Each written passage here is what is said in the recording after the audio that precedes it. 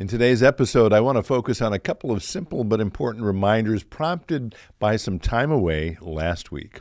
Stay tuned.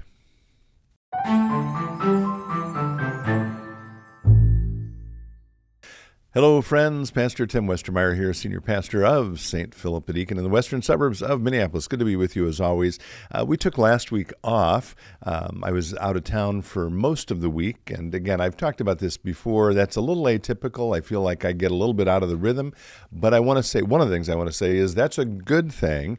And even theologically or in terms of our Christian faith, it's important periodically to rest and to take a break. And I was able to do that with two of my children and my lovely wife last week. We had a wonderful time traveling nearby in the state of Wisconsin. And I guess I want to say I hope you're having a chance to do a little bit of R&R this summer as well. And I think I've talked about that a little more exhaustively in a few other episodes. We'll see if we can dig some of those up and link to them as a playlist or an individual episode in case you want to pursue that more. But I just want to begin with giving you the permission or the encouragement or the blessing to take some time for yourself and rest and refresh and allow God to meet you in that sort of quiet time. So that's the first thing that's on my mind. The second thing is part of our time away was actually spent with some relatives who are downsizing, I guess I would say moving, which meant that Amy and I had the opportunity to go through some materials from a long time ago. And Amy and I actually did that in our own house not too long ago when we did a small project in our basement and we had to go through things and sort of throw out a bunch of stuff.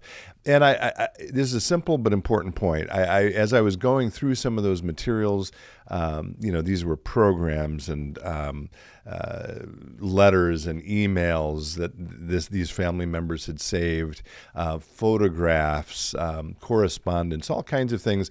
None of them profound or in themselves, but as I went through them, I was struck by the fact that the person, again, this sounds incredibly obvious, and if it does, I guess so be it, but the person I am today is a result of the person who has been making his way to this point for many years with the help and support and love and assistance of a whole lot of other people, with friends and family, encouraging me, challenging me, with authors who I've encountered who have taught me things, with professors, and I guess in addition to encouraging you today to take a little time this summer, if you can, for some R&R, I'd also like to encourage you today to just pause for a moment and reflect on who you are today as a result of the gifts, the blessings, the encouragement, the support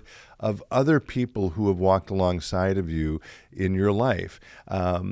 Or maybe you're the person you are today because bad, traumatic things have happened.